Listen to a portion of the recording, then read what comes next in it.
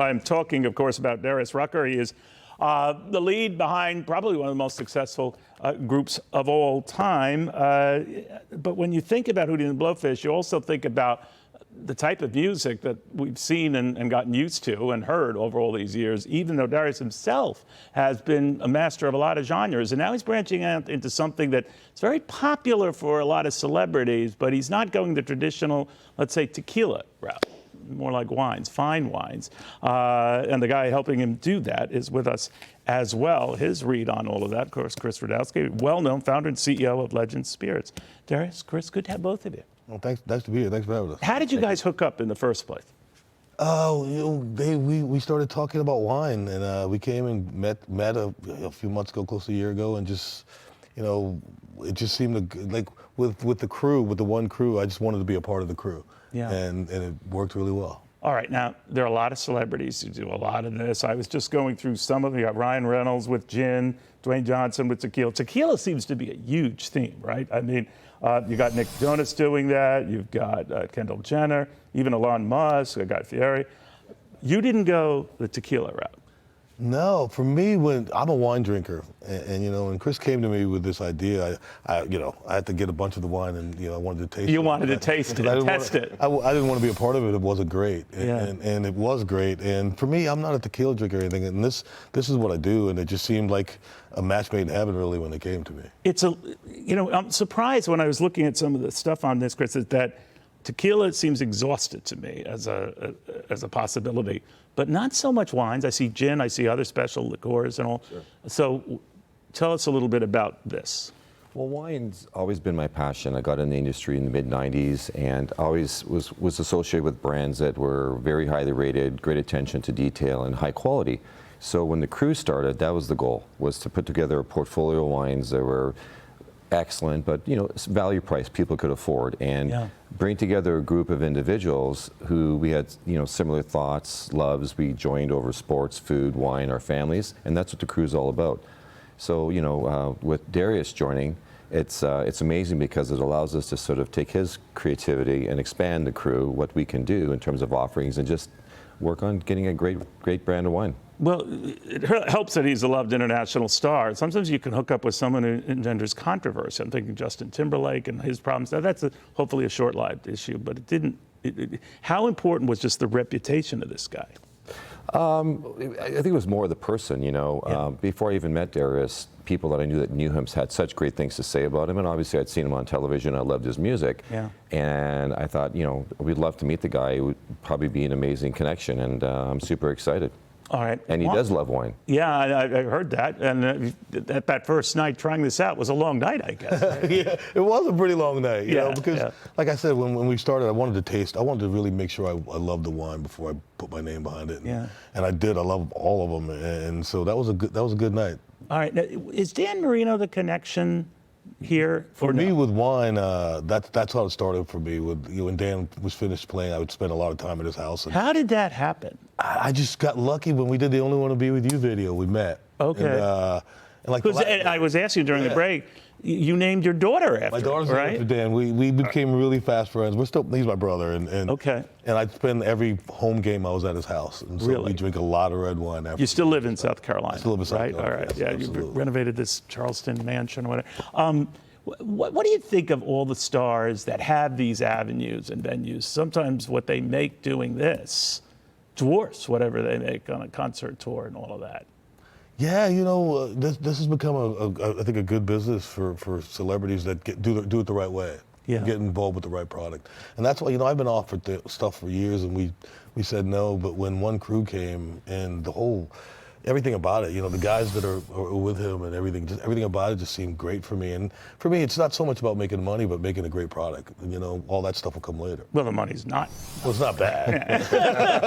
And you're hooking up with a guy who's pretty good at it. Yeah, absolutely. But I'm just wondering, in the world today, there was that stage we were going through, we're going to hold back on wine and liquor. We're not going to emphasize them as much. They weren't going to be as popular. I don't know if that ever took hold. I mean, the fact is, with wine and all, it's something that appeals across the broad masses. So you had your opportunity to look at a lot of different wines. Why these? The main reason is the wine. I mean, the flavors. Like I said, I drink a lot of wine, and I just thought every wine I tasted, the Pinot, the Cab, was all great. And we talked about how we're going to expand in it. And Chris and the crew. Yeah. The whole thing. It's like guys from, chefs and guys that aren't wine guys just all got together and wanted to make this great quality wine, and I wanted to be a part of that. Yeah. You have a very busy concert tour this summer. And a lot of people were so happy when you came back and you guys reunited and you're back at it. But I was looking at your dates and they're pretty grueling. I mean, that's tough. It is tough. It's tough. It's tough being away from the family. It's tough traveling like that. But the fact that if you take the wine with you. Yeah, that I do. There's a lot of wine there. But the fact that it's been 30 years and we get to do it at the level we're doing it is still amazing to me. And so I love it. I get to play music for a living, Chris. That's amazing. But you know what's kind of nice about it too? You could tell you love what you do, but there are some songs like I Only Want to Be With You. Obviously, that's one of the most iconic songs ever, I believe. Even your original album remains, I think, one of the top 10 of all time. Yeah.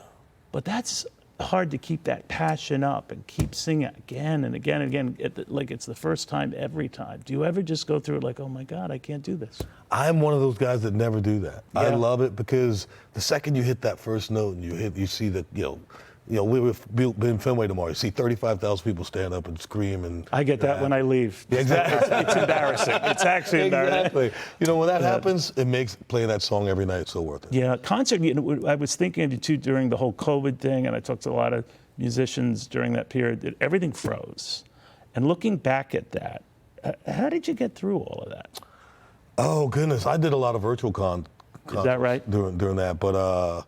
It was just, really it was just waiting because we knew that at the end of that, the taste for concerts and stuff was going to be doubled. And so, if you figured if you could get through it and stay together, make some good music while it was happening, who knows what was going to happen. Yeah, it's all about the economy. The economy seems to be back. And Chris, I'm wondering, this is not an urgent expense for a lot of people. It's a lovely expense for a lot, and then they'll put their priorities there, but not everybody. So what we're looking at, what are we talking cost-wise? Well, the original varietals we have, the retails are from $50 to $175. We sell direct to consumer and fine restaurants. But as we expand the different offerings, we'll be having more approachable price points, probably going down to $25, a more retail-based line of our wines. So that we'll cover the spectrum. And the Cabernet and Pinot are 99, 96-point wines, so they're very good. And when you look at what they compare to in their class, they're relatively affordable, but we are expanding and we will have a lot. And expanding with young people as well? I think so. Yeah. I 100% think so. There's been a general slowdown in drinking. The general broad market. I haven't talked to my son apparently, but it's good to know there are some who are like that. I believe the 25 to 35 are going back to wine because it's more of a experiential, cultural, romantic drinking. And it's very relaxing. Yeah. Very relaxing. Than just doing shots. Well, you can do both. They can do both. But did you ever think, all right, you hooked up with a star here, just put his face on the label? Not yet? Well, as we expand, we have something we're going to do that represents and acknowledges. How about commercials with him? Maybe he can sing about it. Or... Absolutely. Yeah. I think it's a great idea. Look, Neil's looking us up. Yeah, I'm just always thinking. I'm a money guy. That's what we do. Do you guys take a look at where we're at? Obviously, concerts are booked again. The Stones are on tour. You're on tour. It seems like everything is back going full throttle.